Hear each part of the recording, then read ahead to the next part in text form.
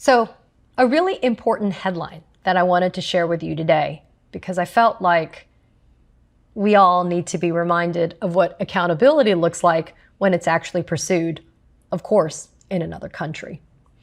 Check out this headline from the Korea Times. Ex-First Lady sentenced to 7 years in prison for taking gifts for job appointments. Okay, so that's the headline. And if you want to know the details of it, well, it's pretty much what it sounds like. The ex-First Lady of South Korea. Now, she's the wife of the South Korean President Yoon Suk Yeol, who was ousted from his job because of his failed attempts at declaring martial law, and we'll get into that in a minute. So the wife of this former president of South Korea, her name is Kim Kyun-hee. She was sentenced to 7 years in prison today after a court convicted her of accepting luxury gifts from business people and others that were seeking political and business favors, i.e., e.g., also known as bribery.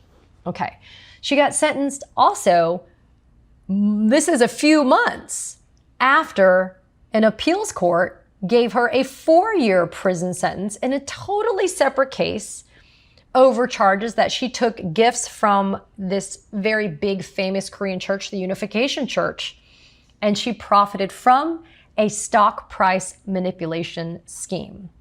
The presiding judge over the whole accepting luxury gifts for political and business favors case said the following: given the nature of her position, a president's spouse must exercise the highest degree of self-restraint and vigilance. Nevertheless, defendant Kim Kyun-hee neglected that social responsibility and repeatedly accepted valuables by exploiting her influence as a means of brokering favors. Now, a special prosecutor in Korea indicted Kim in December of 2025 over a variety of bribery charges, including, for example, the fact that back in 2022, she received a Van Cleef & Arpels necklace and other jewelry worth about $90,000 US from the chairman of this big Korean construction company in exchange for getting a government job for the man's son-in-law. Okay, now the reason why this is so important is pretty obvious. She's not even the wife or the spouse of the current president of Korea. And this is for conduct that is from years ago. And yet in places like Korea, they take allegations of bribery, corruption pretty seriously. And it's not like their government is immune from those allegations. It's not like their government and their corporate giants and titans of industry are immune from these allegations. But the fact of the matter is, they are serious about how that justice is meted out. And they truly believe in the idea of no one is above the law. So in this instance, it made me think about our own quote unquote first family. I mean, not mine, MAGA's. And I think about the level of grift, graft, and corruption that just permeates, stinks, taints the Trump family. And the fact that convicted felon Donald Trump and his entire brood of children and relateds, they are clearly in it for themselves. And they're clearly doing it to augment their wealth, their power, their influence, and their prestige. And they're doing it off of the backs of everyday Americans. And of course, they are enabled by congressional Republicans to get that done so well and so quickly. But it is refreshing to see that another country, it's really saying no. And it's consistently saying no. And so now the former First Lady, if you want to call her, the wife of the former president of South Korea, she's now going to be serving even more time in prison for bribery. But her case, or cases for that matter, are also kind of congruous with what happened with her husband. And I want to just kind of go over that with you, because if there was ever kind of a parallel factual scenario to what we had vis-a-vis Donald Trump and his co-conspirator role in the January 6th insurrection, it's the former president of South Korea. Now, his name is Yoon Suk Yeol. And just a few months ago, in February of 2026, he was sentenced to life in prison after he was found guilty of masterminding. Listen, he was found guilty of masterminding an insurrection in South Korea when he declared martial law, albeit it was a short time of martial law, but he declared it anyway in 2024. As a result of his declaration of martial law, South Korea was plunged into a constitutional crisis.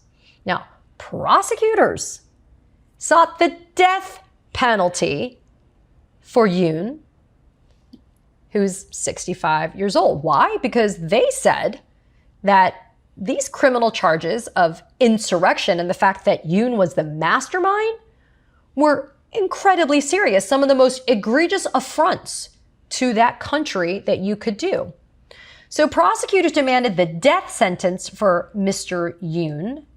And in the end, the judges at the South Central District Court ruled that yes, Yoon was the ringleader of this insurrection. However, we're going to sentence him to life in prison because of his age and the fact that he didn't use lethal force during that very, very brief period of martial law. Now, to refresh your recollection, this is what had happened. So Yoon declared martial law December 3rd, 2024 in the dead of night. And what he did was he took armed troops. So he had on his side, and his fellow co-conspirators were members of the military in Korea. These armed troops raided the National Assembly and the National Election Commission. And he also put physical barricades up so that nobody could get into the National Assembly. Now, as soon as South Koreans saw this being depicted on TV, though, just regular, everyday South Korean citizens were like, hell no, this will not stand. So they all raced to the National Assembly and they confronted the armed troops that had been stationed outside of the National Assembly and the National Election Commission.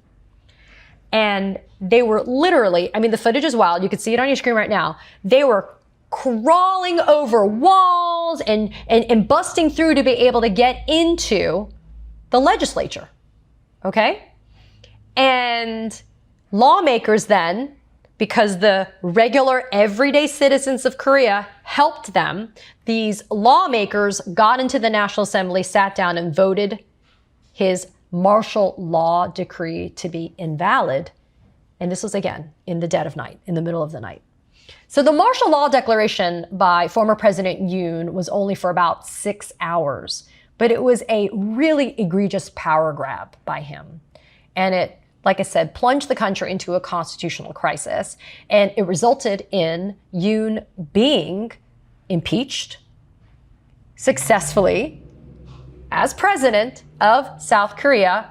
He ended up getting indicted and arrested, as well as others that were involved in this failed coup, in a way. I mean, listen, he was in the position of power, so it's not really a coup, but I mean, really, it's kind of a coup against democracy, if you think about it, right? And in the end, the courts found that what Yoon and his co-conspirators did was an act of insurrection. And it was not a legitimate use of his presidential powers to be able to declare the martial law. Now, I'm going to give you just a little bit more insight because, again, this to me mirrors what our country went through in the lead up to and the days of January 6, 2021, which was an insurrection in our U.S. Capitol. And I want to kind of also draw us now into 2026 because there's some really disturbing similarities and parallels between what Yoon did in the months and years, actually, really more months, leading up to his attempts to declare the martial law. And, you know, it gives me some cause for pause because we always have to be paying attention to how things evolve in other countries. I don't know, like Bolsonaro, for example, in Brazil, right? We have to be paying attention to what happens in other countries like Hungary, because I think it really speaks directly to what's going on. So listen to some of these further details because I think they're incredibly important. So months before his failed insurrection, former President Yoon had a series of covert meetings, and they're kind of important people in the government for purposes of trying to achieve a successful insurrection. It was his defense minister and 3 army generals. And, you know, I've talked a lot here at Katie Phang News about how Trump made sure that the very first cabinet position that he appointed and installed in terms of a loyalist was whom? Pete Kegsbreth as the Secretary of Defense. Why? Because that's the military, right? That's your armed forces. And so if you think about how much importance Trump put on that particular cabinet position and why it was the first one to be, you can kind of see similarities here in Korea, right? So during, for example, one of the meetings that former President Yoon had with his defense minister and 3 of his top army generals, these men talked about how much they hated the political opposition party, how much they hated the left-wing news media, as they called it, as well as labor activists. And then they talked amongst themselves about the imposition of martial law and what it would allow them to accomplish. And they planned, and part of their plans was this, to take over and incapacitate the National Assembly, as Yoon tried to do, arrest, listen carefully, arrest critics of the president. Critics. People expressing their free speech rights to be able to criticize the president, arrest the critics, dissidents, and then they would do things like cut off electricity and water to unfriendly media, newspapers, TV stations, etc. Seize and take over control of a YouTube channel that had been highly critical of President Yoon, and raid the National Election Commission, which Yoon had falsely claimed, with the support of far-right voices, that the National Election Commission had manipulated parliamentary election results against Yoon's party. I mean, folks, does this not all sound very familiar to what we either have experienced or are currently experiencing? So Yoon, because he did all of this, plotting with his defense minister and these army generals, sent the armed troops and soldiers over to the commission, and then sent troops and police officers to the National Assembly. And as I said, ordinary South Koreans raced there and were preventing them from being able to do this, right? And then the soldiers, interestingly, instead of hurting the people, a lot of them didn't deploy their weapons. Some of them hugged these angry citizens, ordinary citizens of Seoul, Korea, and some of them even bowed in apology and shame to these citizens. Now, one of the biggest miscalculations from analysts about President Yoon's failed insurrection was his lack of estimation of how quickly these ordinary citizens would be activated and engaged, and how they would mobilize to go and stop the troops from being able to take over the National Assembly. And that delay that was created by these ordinary citizens helped those lawmakers, the good ones, the good guys, to go mobilize themselves and get into the National Assembly to be able to convene to vote down the martial law declaration by former President Yoon. And this is, again, the thing that kind of worries me about the parallels with what we have going on right now. In private, it has now been revealed that in private, former President Yoon would talk about using, quote, extraordinary presidential powers to be able to achieve what he wanted to do. So when you hear something like that, right? When you hear former President Yoon talking about the use and expansion of extraordinary presidential powers, that's 100% what we're going through right now with convicted felon Donald Trump, like on the nose. And look, Yoon also has a whole other separate case. He's appealing a separate 30-year prison term because he ordered drone flights over North Korea's capital to justify martial law at home. I mean, he was using all the different levers of power in his arsenal to be able to create circumstances and conditions so that he could declare martial law. Sounds to me like something that Trump is contemplating doing and could possibly do. An expansion of presidential powers, the creation of urgent and exigent circumstances to justify the imposition of martial law. Doesn't it sound like when he was sending in troops in the National Guard into our American cities to foment dissent and to create volatility and physical harm and violence so as to justify, I don't know, martial law? There is, or the Insurrection Act. I mean, there is so much here. And that is the reason why I always like to bring it to the table here at Katie Phang News when I talk about Viktor Orban and I talk about Bolsonaro and Venezuela and other countries. I like to talk about this because I do think it's important for us to realize that A, we should never be living in a bubble here, and B, we should be paying attention to what happens because that is what accountability looks like. That is a country with government and lawmakers that are like, no insurrections, no false declarations of martial law that are illegal and invalid. We don't do that. And I think when we listen and pay attention to what happens in these other countries, I think it also gives us the tools to prepare against those things. So we can safeguard against those moves that are made by dictators and totalitarianisms and autocrats. I mean, look, Korea is a democracy, and yet even in democracies, you have people like former President Yoon and convicted felon Donald Trump that want more, that are hungering and thirsting for more power. And in their pursuit of more power, they're willing to do it all. To hell with the laws, to hell with what is right.